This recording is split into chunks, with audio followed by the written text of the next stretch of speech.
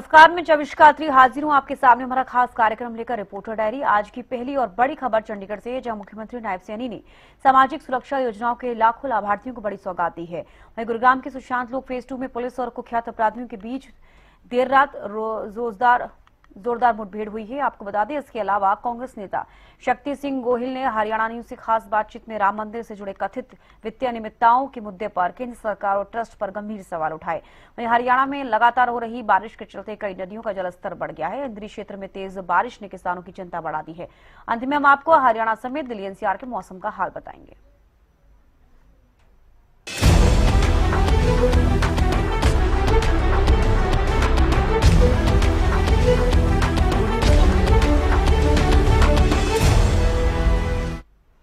चंडीगढ़ से मुख्यमंत्री नायब सिंह सैनी ने सामाजिक सुरक्षा योजनाओं के लाखों लाभार्थियों को बड़ी सौगात दी। मुख्यमंत्री ने लाडो लक्ष्मी योजना के तहत 209 करोड़ रुपए जारी किए और इस मौके पर मुख्यमंत्री ने कांग्रेस पर भी तीखा हमला बोला।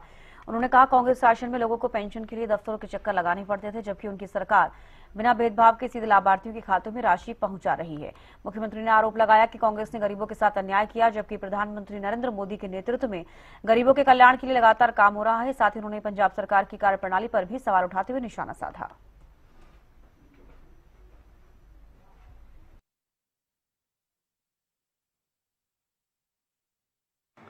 हमने दीनदयाल लाडो लक्ष्मी योजना की 9वीं किस्त जारी की है और इसमें लगभग 10 लाख के करीब हमारी बहन बेटियों के खाते में 209 करोड़ 69 लाख रुपए की राशि लाडो लक्ष्मी योजना के तहत बहनों के खाते में पहुंचाई है। और इसी कड़ी के अंदर हमने सामाजिक सुरक्षा पेंशन 15 तरह की ये सामाजिक सुरक्षा पेंशन योजनाओं के तहत 1121 करोड़ 30 लाख रुपए की राशि आज सीधे 34 लाख जो हमारे बेनिफिशियरी हैं उनके खातों में आज डाली गई है। सबसे बड़ा मजाक गरीबों का अगर किसी ने किया, कांग्रेस पार्टी ने किया। गरीब को और गरीब करने का काम कांग्रेस ने किया। गरीबों के साथ बद्दा मजाक अगर कोई करता था, कांग्रेस पार्टी थी। मोदी जी ने लगातार गरीब को मजबूती की ओर ले जाने का काम किया है। एक योजना नहीं है, विभिन्न योजनाएं हैं। कांग्रेस ने गरीबों को आंसू दिए हैं। मोदी जी ने गरीबों के आंसू पोंछने का काम किया है, हम ये मानते हैं। परंतु धीरे धीरे करके कांग्रेस अब लुप्त होती जा रही है। कांग्रेस के पल्ले कुछ नहीं बचा। मंच के ऊपर आपस में लड़ते रहते हैं अपने स्वार्थ के लिए और सत्ता के लालच के लिए। लोगों के अंदर झूठ बोलना, उसको लागू नहीं करना। क्या क्या बातें कही गई। पड़ोस में भी कहा जी हम युवाओं को नौकरी देंगे। कितनी नौकरी दी है वो भी पूछ रहे हैं, कैसे नौकरी मिल रही है। अभी एक लिस्ट आई है, आपको भी पता लग जाएगा, उसके बारे में भी मैं बताऊंगा। नौकरी देने का तरीका क्या है पंजाब के अंदर। परंतु हमारे यहां बिना पर्ची बिना खर्ची के युवाओं को नौकरी मिल रही है। उसके ऊपर बड़ी टिप्पणी हुई है, बड़ी। मैं बताने वाला हूं। परंतु युवाओं के साथ वोट ले लिया, पंजाब के अंदर मजाक किया। पहले कांग्रेस ने किया, अब आम आदमी ने किया। नशे की दलदल में पहले कांग्रेस ने धकेला, अब आम आदमी उससे ज्यादा धकेलने का काम कर रही है। मुख्यमंत्री नायब सिंह सैनी ने आज कई योजनाओं के तहत लाभार्थियों को लाभ पहुंचाने का काम किया है। दीनदयाल लाडो लक्ष्मी योजना की 9वीं किस्त जारी की है। लगभग 10 लाख बहनों को 209.69 लाभार्थियों के खाते में पैसे डालने का काम किया है। 9वीं किस्त ये जो है जारी की गई है। वहीं दयालु योजना के तहत लगभग 125 करोड़ की राशि अब 3295 लाभार्थियों को जो है देने का काम आज किया है। हर घर गृहिणी योजना के तहत 18.79 करोड़ 5.16 लाख लाभार्थियों को जो है ये राशि देने का काम किया है। वहीं प्रधानमंत्री आवास योजना के अंतर्गत 107 करोड़ रुपए जो है देने के काम किया है और उसके करीब करीब 20,165 लाभार्थियों के खाते में ये राशि डाली गई है। यानी कि महीने की हर 10 तारीख को मुख्यमंत्री नायब सिंह सैनी विभिन्न योजनाओं के तहत लाभार्थियों को लाभ पहुंचाने का काम करते हैं। वीडियो जर्नलिस्ट विनय के साथ प्रदीप शोकंद, हरियाणा न्यूज, चंडीगढ़।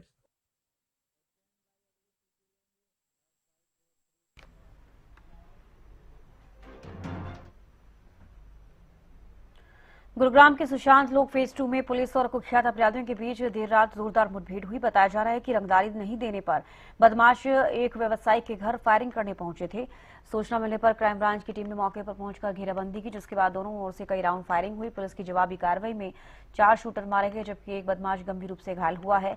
वहीं अपराधियों की गोलीबारी में 3 पुलिसकर्मी भी घायल हुए हैं। घटना के बाद डीसीपी क्राइम, डीसीपी ईस्ट और एफएसएल की टीमें मौके पर पहुंचकर जांच में जुट गई है। पुलिस पूरे मामले की जांच कर रही है।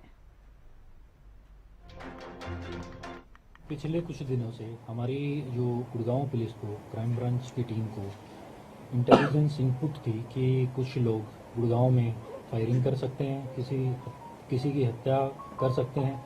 तो इस कड़ी में जब हमारी कल शाम को हमारी क्राइम ब्रांच की टीम को इनपुट आई कि कुछ लोग 4 से 5 लोग ब्लैक कलर की स्कॉर्पियो में गुड़गांव में आए हैं और किसी जगह पे फायरिंग कर सकते हैं, तो इस कड़ी में हमारी सीआईए की टीम सेक्टर 40, 39, 17 की टीम ने जो कि उसमें कार्रवाई करते हुए सुशांत लोक में पहुंचे। वहां पे कुछ व्यक्ति किसी के घर पे फायरिंग कर रहे थे और एक वीडियो भी बना रहे थे।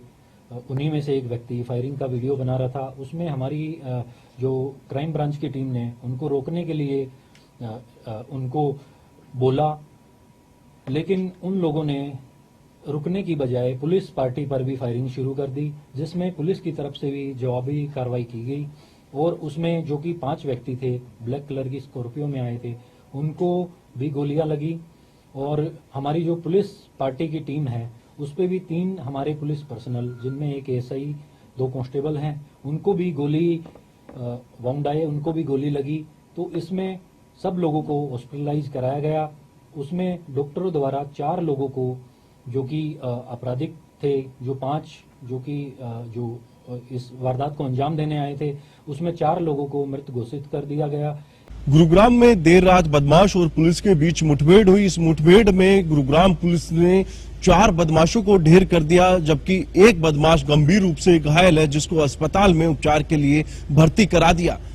ये पूरा वाकया उस समय हुआ जब गुरुग्राम पुलिस को एक सूचना मिली कि सुशांत लोक इलाके में 5 बदमाश काले रंग की स्कॉर्पियो में घूमते हुए नजर आए हैं। ये पूरा इलाका है जहां पर गुरुग्राम पुलिस को सूचना मिली थी। उन बदमाशों ने यहां पर एक व्यापारी के घर पर गोली चलाई। गुरुग्राम पुलिस की टीम और क्राइम ब्रांच की टीम जब यहां पर पहुंची थी तो उन्होंने उन बदमाशों से आत्मसमर्पण के लिए कहा, लेकिन उन बदमाशों ने पुलिस के ऊपर गोली चलाना शुरू कर दिया।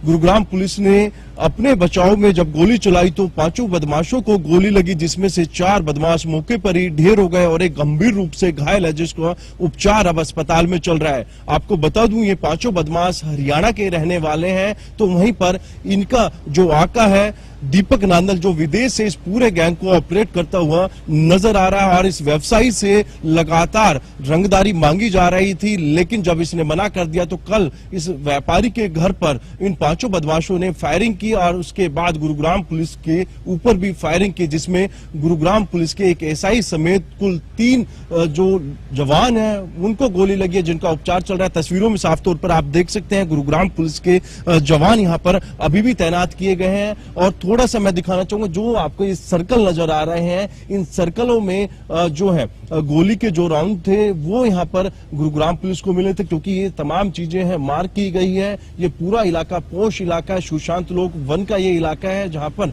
आप तस्वीरों में साफ तौर पर देख सकते हैं कि किस तरीके से अभी भी गुरुग्राम पुलिस की जो टीम है वो तैनात की गई है। और एक बड़ा कहीं ना कहीं प्रहार अब गुरुग्राम पुलिस के द्वारा उन बदमाशों के ऊपर किया गया है, जो लगातार लोगों को डराने और धमकाने और रंगदारी जैसी जो फिरौती है वो मांगने का काम करते थे। अब गुरुग्राम पुलिस ने साफ कर दिया है कि कोई भी बदमाश जो है इस तरीके से लोगों को परेशान करेगा तो उनको बख्शा नहीं जाएगा। आप देख सकते हैं तस्वीरों में साफ तौर पर कि अभी भी पुलिस की जो टीमें हैं यहाँ पर तैनात किए गए हैं। पूरे इलाके को जो है बैरिकेड से बैरिकेड किया हुआ है, क्योंकि जाहिर तौर पर आप अंदाजा लगा सकते हैं कि गुरुग्राम पुलिस की ये कितनी बड़ी कार्रवाई रही होगी, जिसमें 5 बदमाशों को गोली लगी, जिसमें से 4 मौके पर ही ढेर हो गया। अब देखने वाली बात होगी कि गुरुग्राम पुलिस अब तमाम एंगल से जांच करे कि आखिरकार इन बदमाशों को और कौन कौन से गुरुग्राम में लोग थे जो इनके टारगेट पर थे। लेकिन गुरुग्राम पुलिस की सराहनीय कार्रवाई कहीं ना कहीं लोगों के अंदर जो एक डर और भय था उससे कहीं ना कहीं लोगों को निजात मिलती हुई नजर आएगी। गुरुग्राम से कैमरामैन राज के साथ संजय राठौर। कांग्रेस नेता शक्ति सिंह गोहिल ने हरियाणा न्यूज से खास बातचीत में राम मंदिर से जुड़े कथित वित्तीय अनियमितताओं के मुद्दे पर केंद्र सरकार और ट्रस्ट पर गंभीर सवाल उठाए। उन्होंने दावा किया कि ऑडिट रिपोर्ट में कथित गड़बड़ियां सामने आने के बाद तत्काल कार्रवाई होनी चाहिए थी। गोहिल ने आरोप लगाया कि मामले को दबाने की कोशिश की गई हो और एसआईटी की जांच पर भी सवाल खड़े किए हैं। उन्होंने सुप्रीम कोर्ट की निगरानी में जांच, ट्रस्ट के पुनर्गठन और जमीन खरीद से जुड़ी सभी मामलों की निष्पक्ष जांच की मांग की। गोहिल ने यह भी कहा कि करोड़ों श्रद्धालुओं की आस्था से जुड़े इस मामले में सच्चाई सामने आनी चाहिए और सरकार को जवाब देना चाहिए।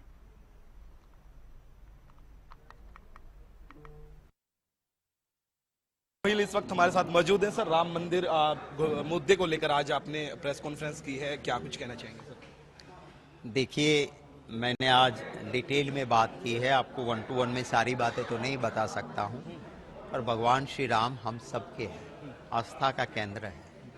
और राम मंदिर में गरीब से लेके बड़े तक सब कोई आस्था से चंदा देते थे, उस चंदे की चोरी हुई। सारी एसआईटी की रिपोर्ट आई और जो इस ट्रस्ट ने चोरी की है वो ट्रस्ट का चयन खुद मोदी जी ने किया था और आज वो चुप है, तो उन पे सवाल। और देखिए, ये खास बातचीत कर रहे थे हमारे साथ शक्ति सिंह गोहिल मौजूद थे, कांग्रेस नेता, जिन्होंने आरोप लगाया है कि जो ट्रस्ट है वो किस प्रकार से जो है कह सकते हैं कि चोरी कर रही है और उस ट्रस्ट दोबारा से जो है बनाई जाए तो उसके अंदर कोई भी पार्टी का सदस्य ना हो, शंकराचार्य हो उसके अंदर और जज हो, सुप्रीम कोर्ट के रिटायर्ड, उनकी निगरानी हो। तो कह सकते हैं कि इन तमाम मुद्दों को लेकर आज अपनी बात रखी है। वीडियो जर्नलिस्ट विनय के साथ प्रदीप शोकंद, हरियाणा न्यूज, चंडीगढ़। इस वक्त हमारे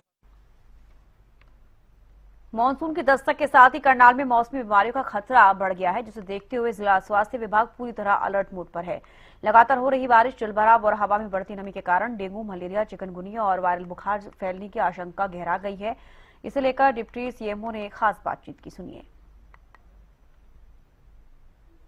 हरियाणा में मानसून पूरी तरह से एक्टिव है, उसी को लेकर स्वास्थ्य विभाग के अधिकारी अनुप्रिया जी जो डिप्टी सीएमओ, आइए हमारे साथ जुड़े, उनसे जानते हैं। मैडम, क्या कहेंगे, हरियाणा में मानसून पूरी तरह से एक्टिव हो गया और देखा जा रहा है कि कई जगह जल भराव की स्थिति है।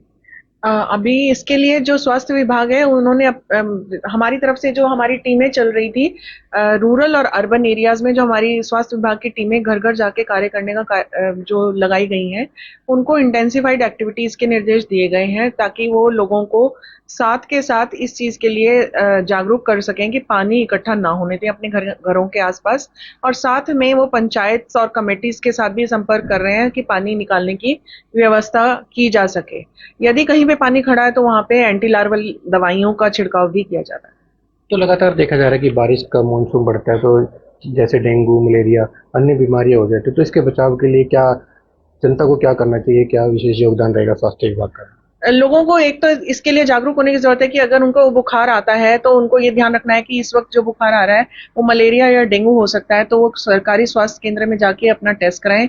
लक्षण जो होते हैं आम बुखार, पूरे शरीर में दर्द, जोड़ों में दर्द, आंखों के पीछे दर्द, उल्टियां या फिर पेट में दर्द, इस तरह के बुखार के साथ जो लक्षण होते हैं, अगर इस तरह की कोई समस्या उनको होती है तो वो नजदीकी स्वास्थ्य केंद्र में जाके टेस्ट कराएं और उसके जो दवाई है वो कंप्लीट करें कोर्स। दवाइयां सरकार की तरफ से उपलब्ध कराई गई हैं, मलेरिया की दवाइयां सब सेंटर लेवल तक उपलब्ध हैं और डेंगू का इलाज के लिए जो हमारे पीएससी, सीएससी और आगे अगर जरूरत होती है तो सिविल हॉस्पिटल तक पेशेंट को सुविधाएं दी जाती हैं।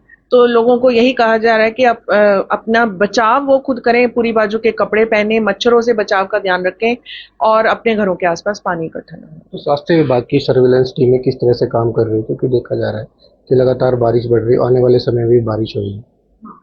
तो उसके लिए हमारी टीम्स जो हैं घर घर जा रही हैं। अब तक जनवरी से लेकर अब तक 7 लाख विजिट्स हो चुकी हैं जो घरों में हमारी टीम्स के द्वारा। अगर कहीं पे लार्वा मिलता है तो पहले बार में लोगों को समझाया जाता है और अगर वो नहीं ध्यान देते हैं फिर भी पानी इकट्ठा होता है तो सेकंड विजिट में उनको नोटिस इशू किए जाते हैं, जो कि अब तक हमारे लगभग 1200 घरों को पॉजिटिव होने पर नोटिस भी दिए जा चुके हैं। यदि वो उसके बावजूद वहां पे करेक्टिव एक्शन नहीं कर पाते हैं जो बिल्डिंग के ओनर हैं तो उनको चालान करने की बारे में भी कार्रवाई की जाती है। पर ज्यादातर लोगों को हम साथ के साथ ही खाली करवा देते हैं कंटेनर्स ताकि वो बीमारी से बचाव हो सके। तो निजी अस्पताल और लैब को क्या विशेष आदेश भी दिया गया, क्योंकि लगातार देखा जा रहा है कि प्री मानसून होगा तो मलेरिया, डेंगू जैसी बीमारियों का खतरा बढ़ जाता है। हम आईएमए के साथ एक मीटिंग हम कुछ समय पहले कर चुके हैं जिसमें हम लोगों ने सभी डॉक्टर्स को ये निर्देश सिविल सर्जन मैडम की तरफ से दिए गए हैं कि वो गवर्नमेंट की गाइडलाइंस की पालना करें।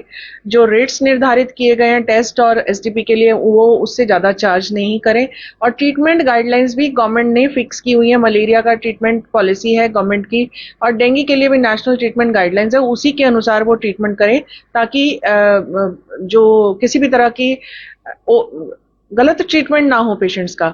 इसके अतिरिक्त जो हमारे स्वास्थ्य विभाग के डॉक्टर्स हैं उनकी ट्रेनिंग्स भी टाइम टू टाइम की जा रही है। यदि अगले कुछ दिनों में लगातार बारिश होती है तो स्वास्थ्य विभाग आपातकालीन से निपटने के लिए क्या कुछ तैयारी है उसके लिए? लगातार अगर बारिश होती है तो जल भराव की समस्या जो है वो सबसे ज्यादा एक इम्पॉर्टेंट समस्या रहेगी, जिसके लिए हम नगर निगम, कमेटीज और पंचायतों के साथ मिलकर कार्य करने की योजना है। हमारी टीम्स उनके साथ संपर्क करके और पानी निकालने की हर संभव कोशिश करेंगे।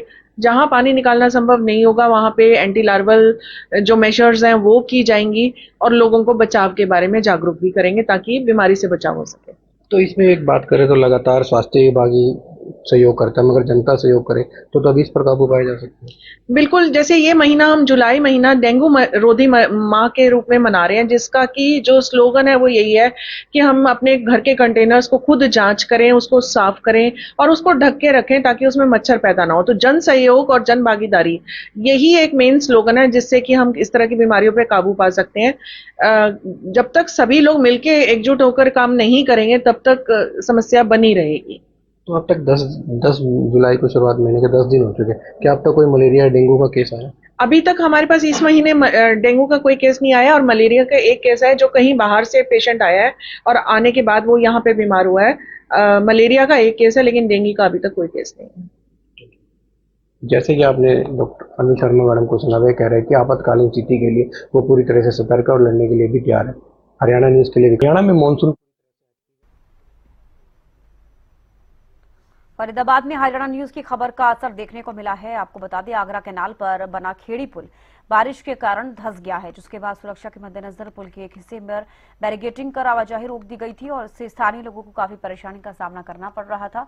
हरियाणा न्यूज ने इस मुद्दे को प्रमुखता से उठाया, जिसके बाद प्रशासन हरकत में आया और अब पुल की मरम्मत का काम शुरू कर दिया गया है। लोगों को उम्मीद है कि मरम्मत कार्य जल्द पूरा होने के बाद आवागमन सामान्य हो सकेगा।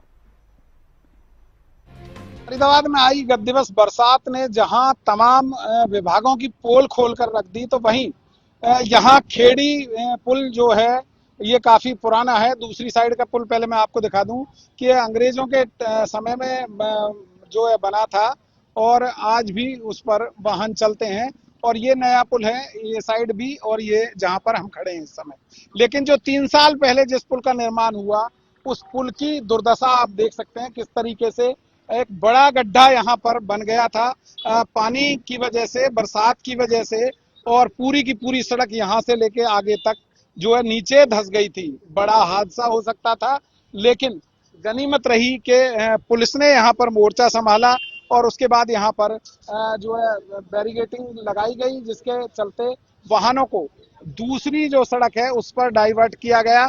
ये एकमात्र ऐसा रोड है जो कि एक बड़ी कनेक्टिविटी को नहर पार से कनेक्ट करता है। तमाम जो ग्रामीण क्षेत्र है उसके लोग यहाँ से आते जाते हैं और कह सकते हैं कि नहर पार का एक बड़ा एरिया इस पुल के माध्यम से कनेक्ट होता है फरीदाबाद से। तो कहीं ना कहीं बड़ी लापरवाही ये जो है सामने आई और पुलिस ने इसका मोर्चा संभाला। पुलिस के एएसआई भी हैं, इनसे हम जान लेते हैं क्या हुआ था जब ये रोड धंसा था, किस तरीके से सामने आई बात है। सर, हम जब यहाँ पर आए थे जब ये काफी गहरा था, गहरा होने के बावजूद फिर हमने चारों तरफ से इसके अपनी टीम के साथ लेकर फिर अपने बैरिकेडिंग कराई, फिर बांस वगैरह लगाए हमने, फिर इसका सारा भारी बारिश में काम करा। पब्लिक ने भी मदद करी है और फिर प्यू साइड पे भी गए, वहाँ भी दिक्कत थी, वहाँ भी सारा मोर्चा संभाला था, वहाँ भी गड्ढा हो गया था, सारा मोर्चा संभाला था। लेकिन अगर जिस समय ये रोड धंसा नीचे उस समय तो बड़ा हादसा हो सकता था। हाँ, ये बात है जी, जब उस पर गाड़ी हो तो कोई भी हादसा बड़ा होने से बच गए। भगवान की कृपा रही कि ऐसा कोई भगवान की कृपा रही, अधिकारियों की तो नहीं रही ना। भगवान की कृपा रही कहूँगा जी मैं तो। देखो अधिकारी तो देखो सभी, हम भी आप भी सभी, भगवान की तो साफ तौर पर कह सकते हैं कि भगवान भरोसे जो है ये रहा है तमाम। कौन से विभाग ने लगा रखे हो आप लोग यहाँ पर? देख सकते हैं कि तमाम अब इसको जो है रिपेयर करने का काम किया जा रहा है और यहाँ पर ये है। भाई कौन से विभाग ने लगा रखे हो आप यहाँ पे? हाँ जी, कौन से विभाग ने लगा रखे हो काम करने के लिए? हमारे सिंचाई विभाग में। सिंचाई विभाग ने। तो 3 साल पहले ये सिंचाई विभाग नहीं बनाया था ना? सर, हमें कुछ नहीं पता, हम तो लेबर लेके आए, हमारी कोई जानकारी नहीं। कोई जानकारी नहीं। तो अब ये आपको ठीक करने का काम दिया? हाँ जी, ठीक कर रहे हैं। तो आप देख सकते हैं कि इनको ठीक करने का काम दिया और उसकी रिपेयरिंग जो है वो की जा रही है। और साफ तौर पर कह सकते हैं कि जो सिंचाई विभाग उत्तर प्रदेश और हरियाणा का है उसकी दोनों विभागों की सहमति से ये पुल का निर्माण जो है किया गया था। और साफ तौर पर कह सकते हैं कि जिस तरीके से इस पुल का निर्माण हुआ और ये अब इतना गहरा जो है नीचे धंसा, तो कहीं ना कहीं लापरवाही जरूर है और जांच का विषय है।